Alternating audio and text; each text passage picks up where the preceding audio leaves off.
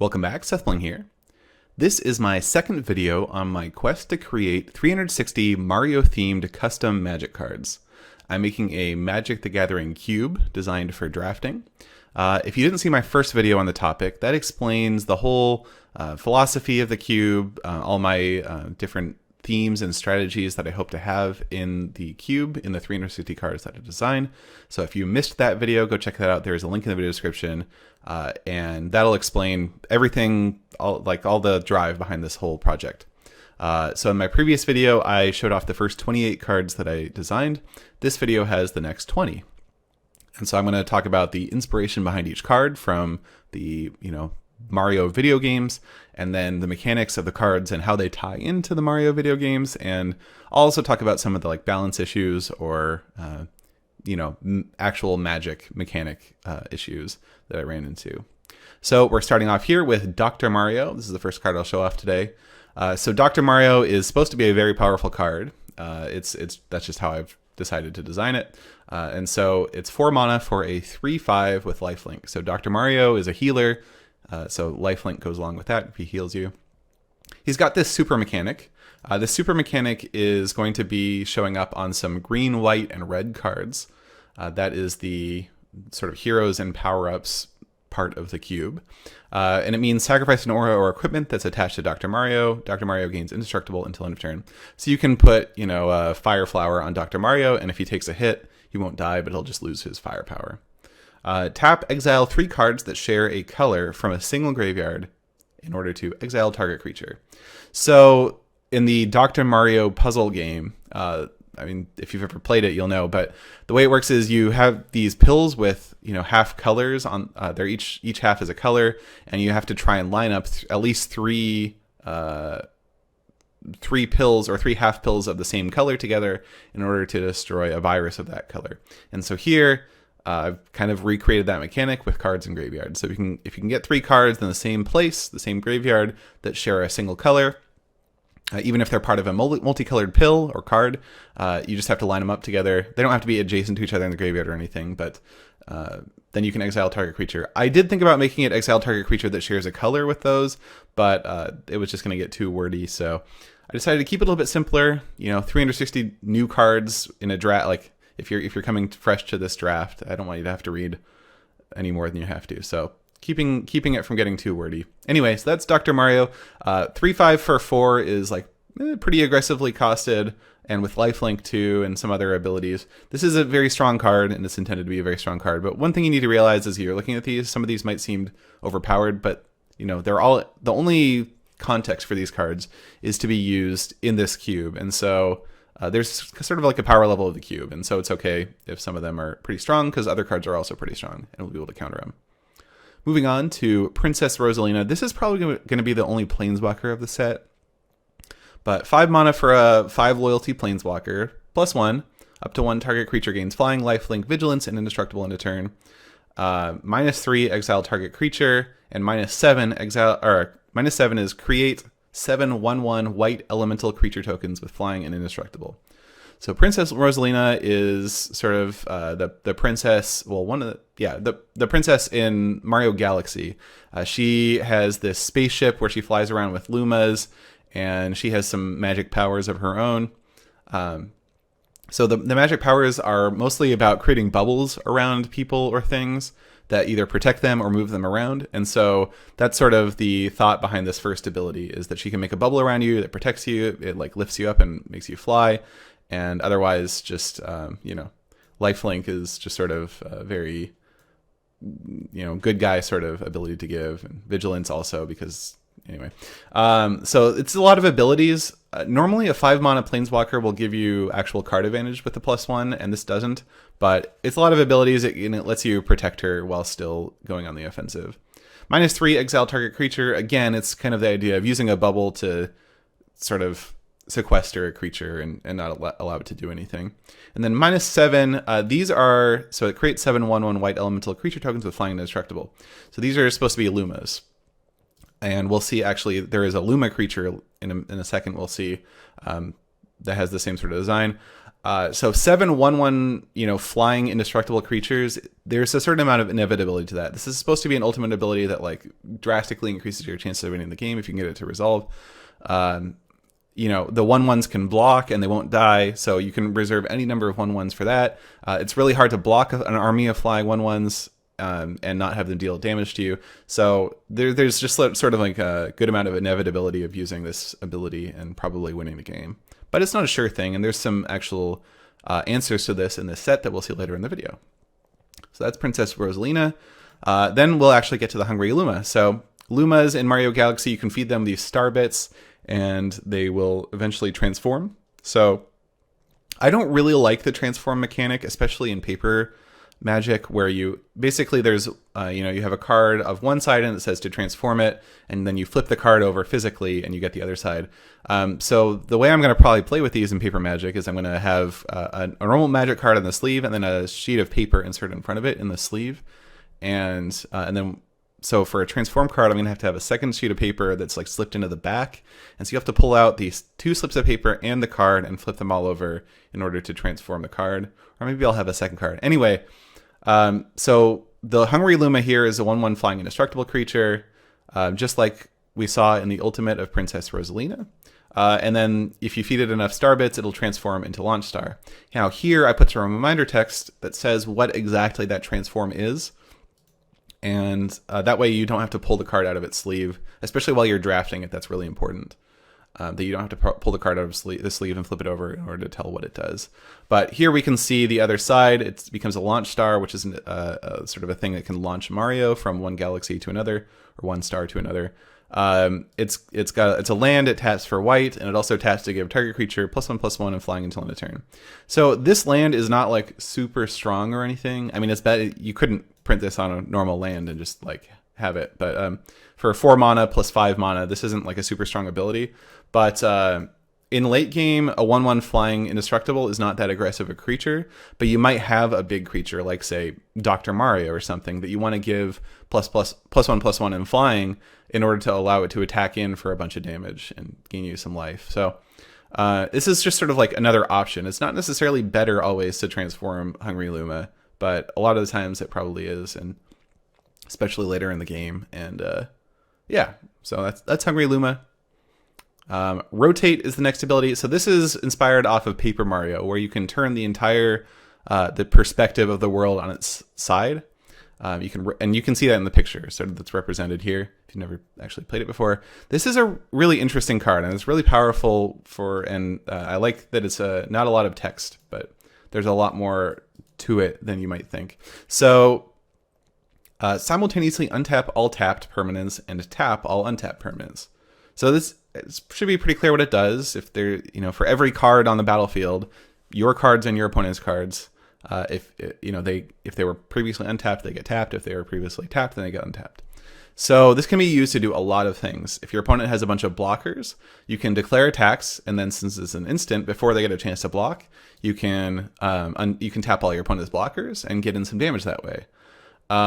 If you have more than 4 mana available to you, you can spend 4 mana and then tap the rest of your lands for additional mana, and then untap your lands with this, and you'll get even more mana. So this is sort of like a ramp spell if you want it to be, only if you have 5 or more lands. There are some things that this looks like it should be able to do that it doesn't, and one of the reasons this isn't that powerful, or as powerful as you might think, is that in response to this, it's just like obvious that each player should just tap down all of their lands for mana. And so when you tap this, or when you cast this spell, you're going to be untapping all of your opponent's lands. And so if they have any instants, they'll be able to use those instants. And so like you can't, for instance, use this on your opponent's upkeep in order to tap all of their lands, because in response to the spell, they will just tap all of their lands themselves. And so this is not like a time lock type card. You can't use it to tap down lands. And in fact, often when you use this, it will give your opponent extra mana. It sort of will ramp them. Now, not everybody will be able to take advantage of that. Maybe they won't have instants in their hands or activated abilities they can use with that mana, but it is something that sort of tempers the power level of this card. There's some other cards that do similar things like this in Magic history. I think this card would not be printable in like real Magic because it would affect like certain constructed strategies too much. But in a cube, I think it's perfectly fine. And I'm actually really excited to see how this card plays out. Yeah, in a real draft. Next card is Rainbow Road. This is the final course in every Mario game. I like this art. I also was able to, there's like checkboxes in Magic Set Editor, which is the program I'm using for this, for colors. And so you can actually make the text box here have 5 colors, which I think looks really good for a card called Rainbow Road. The ability, you can either tap it for colorless mana, or if you have 4 or more lands, you can tap it for mana of any color. And the idea here, the flavor mechanic here, there should be a period. The flavor mechanic here is that Rainbow Road is the 4th course. So unless you've done 3 other courses, and this is your 4th course or more, then you can't use it for its full rainbow potential. I think this card's pretty balanced. It's going to be, I think, pretty desirable in a draft because this has a pretty strong incentive to play 3 or more colors in this draft. But I like how that card looks too, just the rainbow aspect of it. All right, Golden Mushroom is another Mario Kart themed card. So this is an enchant creature for 1, and it says 1 enchanted creature gets +1/+1 until end of turn. Untap it, sacrifice Golden Mushroom. There's actually kind of a lot to unpack here. So Golden Mushroom is an item that, as long as you have in your item box, you can use it. And it gives you a speed boost, in Mario Kart. It speeds up your cart. And actually with a Golden Mushroom, you can keep jamming that use item button. And for a period of time, I don't know how long, it's like 5 or 10 seconds, you keep getting that speed boost. And the first speed boost is really the most important one, because that makes you go from normal speed to like really fast. And then after that, you're kind of mashing it just to sort of maintain that really fast speed. So every mash after the first doesn't quite do as much as the first one, but I tried to put all of that into this card. So the enchanted creature gets +1/+1 until end of turn. Untap it. So the untap it thing is not really going to be useful beyond the first activation. And then but still, you do keep gaining, distance. Like, if your cart's going really fast for a long period of time, you keep getting more and more ahead, and so you do get benefits out of mashing that button. I templated it this way so that every time you tap them on, it's a different activation of the ability. Now, when you're actually using this, you need to be careful to put all of your activations onto the stack before it resolves, because once this ability resolves, you're going to sacrifice Golden Mushroom and you can't use this ability anymore. And so you have to, purposefully hold priority and continue to use this ability, which is not really an issue in paper Magic. You just say, like, I'm going to use this ability 5 times, and you tap 5 mana, and that's fine. One thing about doing this way, I originally had it worded sacrifice Golden Mushroom at end of turn or whatever. But if you used this on a mana dork, a creature that tapped for mana, then you could use it sort of unlimited number of times. You could make a million creature. And so with this templating, you can like tap 10 mana, put the ability on the stack 10 times. And if you have a mana dork, it'll get +10/+10, and you can like tap it 10 more times for 10 more mana, but it's not unlimited. So it sort of prevents that infinite combo. And that's what that does. Form of Bullet Bill, yet another Mario Kart based card. We're using the Pursuit mechanic here. So Pursuit is if an opponent has more of something than you. In this case, it controls more creatures than you. You may cast Form of Bullet Bill as though it had Flash. The ability here is any number of target creatures your opponents control each get -1/-1 until end of turn. Put that many +1/+1 counters on target creature you control. So Bullet Bill is a really strong ability, or it's a really strong item in Mario Kart. It makes your entire cart turn into this Bullet Bill thing, and then anyone who's in your way, in your path between, it makes you go really fast, and if you hit anybody along your way, then they get spun out. And so the idea here is your creature is going to, hit a bunch of other creatures and make them spin out, making them each get -1/-1 until end of turn. And then he'll also gain a bunch of positions in the race. He'll move much farther ahead, and so he gets the benefit out of that. It's really useful to be able to cast this as an instant. There should actually be some spaces here. Let's see. There we go. It's really useful to be able to cast this as an instant, because then you can cast it during combat, like after opponents' chosen blocks and stuff like that. So this Pursuit is actually a really strong aspect of the card. But even still, there's like a pretty big 1/1 creature theme in the set, because all of like Bowser's minions are 1/1 creatures, and so this can still kill a lot of minions and give your creature a bunch of +1/+1 counters. So This can also kill those Lumas that we saw as Rosalina's ultimate ability. So this is a pretty strong card. It costs 4 mana, but I think it's still a very it's a good card. I think it's a powerful card. Moving on to Firepower. This is a actual literal reprint of Forked Bolt. Firepower deals 2 damage divided as you choose amongst 1 or 2 targets. So the idea here is that you shoot 2 fireballs as Mario at a time, and yeah, I mean, it's pretty straightforward flavor here. This goes along with Fire Flower, which sort of grants your creature firepower. So Firepower is Fork Bolt. Fire Flower lets your creature cast Fork Bolt. You spend a red mana and tap the creature to shoot 2 fireballs. So this is very easy to understand. I like the connection here. They're very different cards, and like this takes a lot more mana to use, but it's also much more powerful in the long run. You can deal a lot more damage to things. But they're pretty straightforward. Fire Flower also enables the super mechanic that we saw like on Dr. Mario. So you can put Fire Flower on Dr. Mario, and then if your opponent tries to kill Dr. Mario, you don't lose both cards. You'll only lose the Fire Flower. So, yep. And then moving on to Shy Guy. So I actually had a little bit of a hard time designing Shy Guy. I did some research about Shy Guys, and they really don't do much. They're kind of the weakest enemy in any game ever. They just kind of walk around, and like if you run into them, you die, or you get take a hit. So I thought I wanted it to be a 1/1.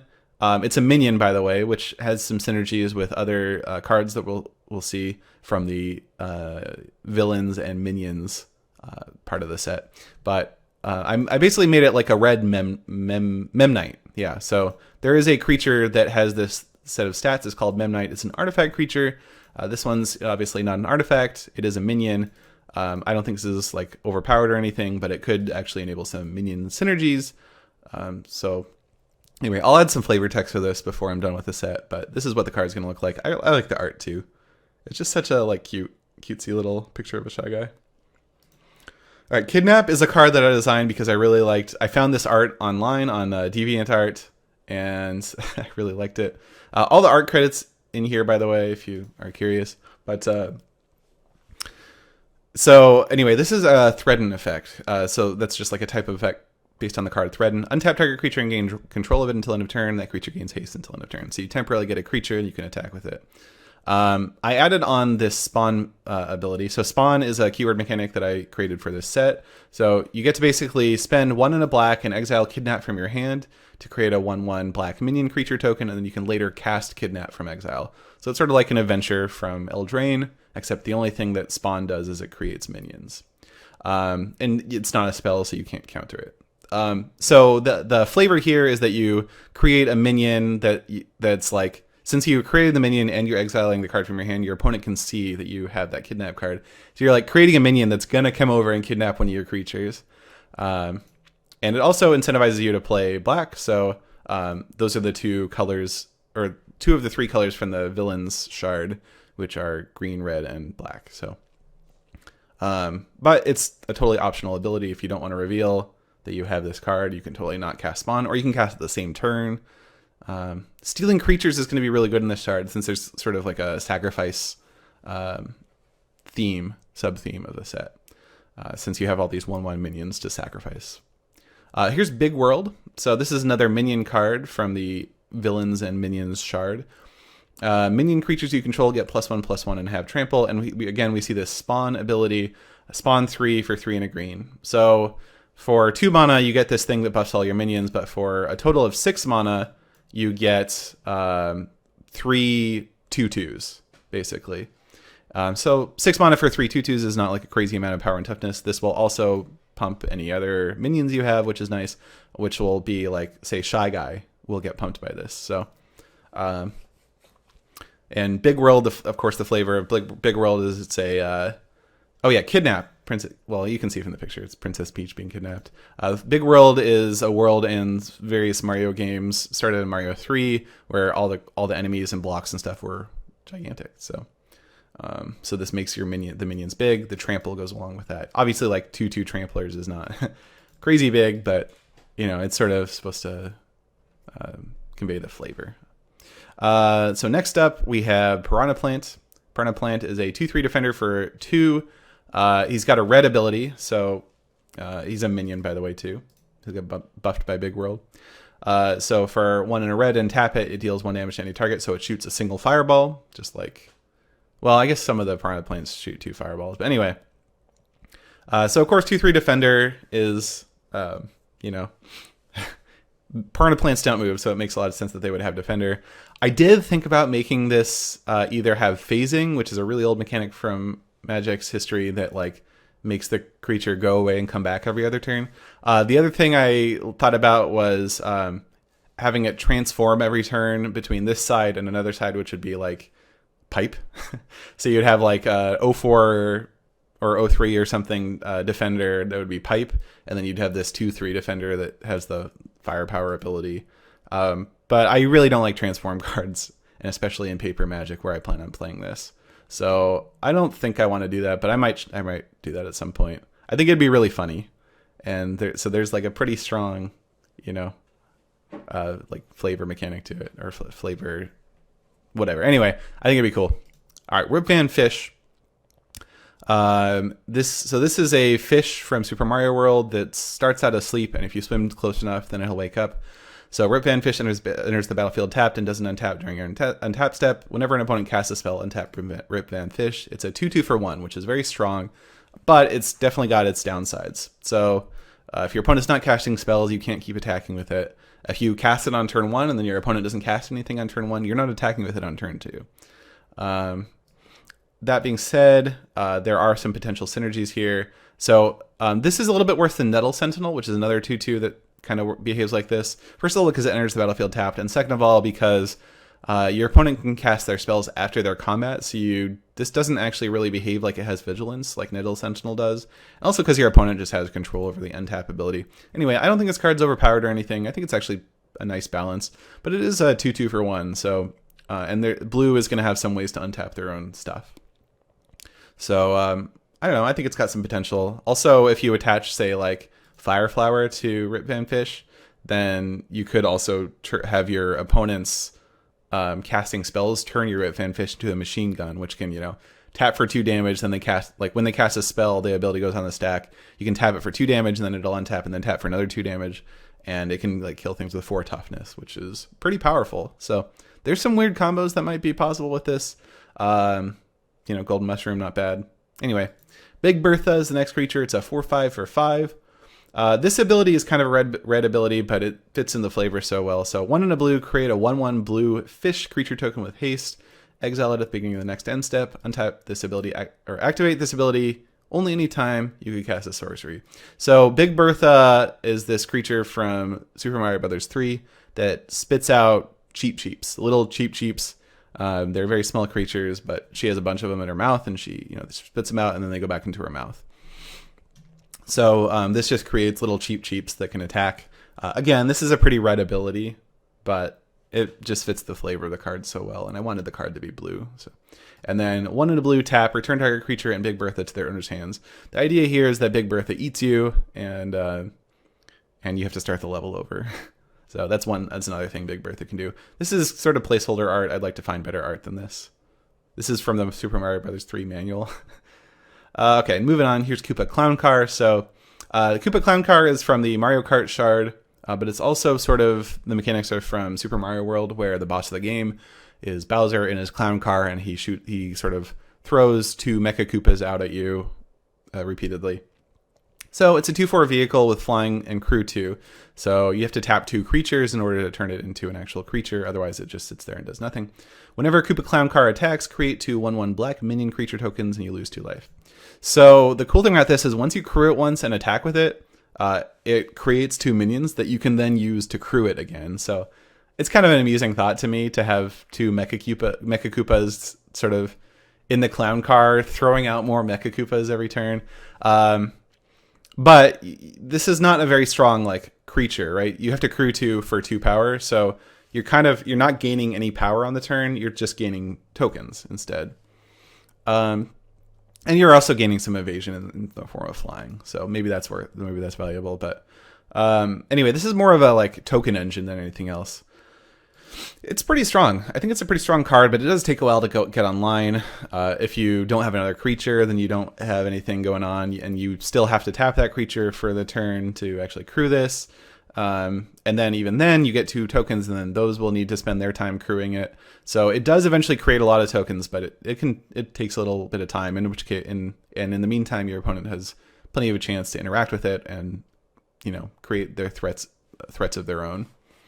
So I think this is a strong card. Here's Lakitu, which is sort of like a Bitter Blossom. So Lakitu is this flying guy that shoots out, or not shoots out, but like tosses spinies out of his cloud.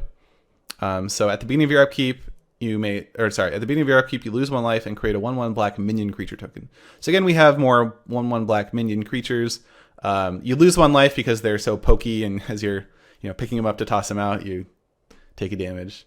Also for balance reasons, but and to make it more like Bitter Blossom. But so it's like Bitter Blossom, except the creatures don't have flying, and also this is a 1/1 flying creature. It's like a lot easier to deal with, to remove than an enchantment is.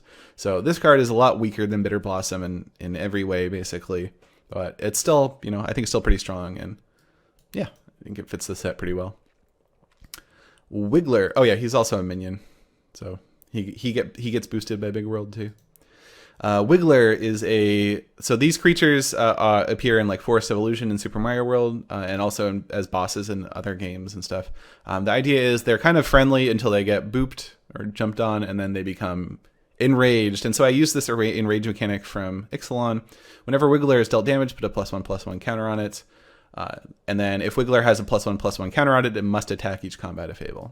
So this is a 3/3 for 3. Is it better or worse than a vanilla 3/3 for 3?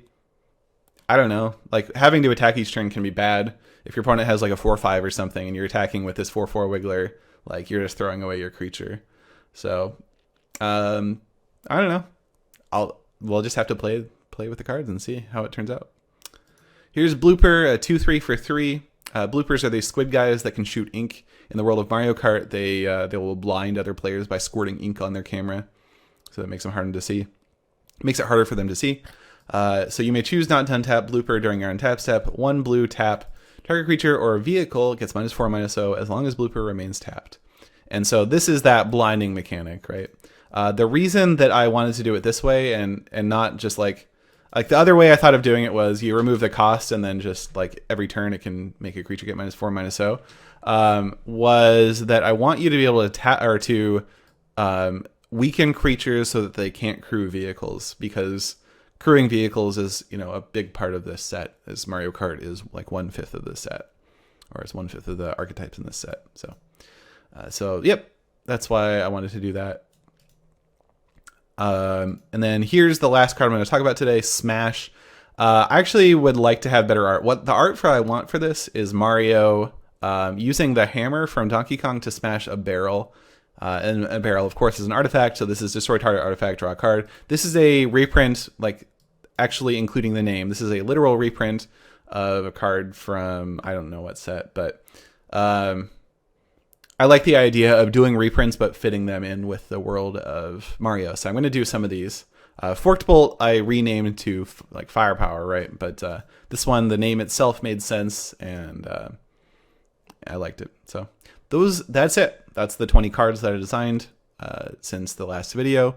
And God, it's been so much fun doing this. So if you want to help me design these cards, come join me on Twitch. Follow me at twitch.tv/SethBling, or follow me on Twitter, twitter.com/SethBling, and you'll know when I'm going live. And it's really been super helpful to have the community helping me design these cards, pointing out flaws. Like various people pointed out that my old way of making Golden Mushroom, where you sacrifice Golden Mushroom at the end of the turn, would lead to infinite combos with Mana Dorks and that sort of stuff. So they brought out some really good things and helped me design these cards better. And so I would love to get more people helping, and just more eyeballs and more suggestions, more ideas, people helping to find art, all that stuff. So yeah, come watch on Twitch, and stay tuned for more of these videos. There's still 312 cards left to design, so there's gonna be a few more of these. But yeah, that's about it. Thanks for watching.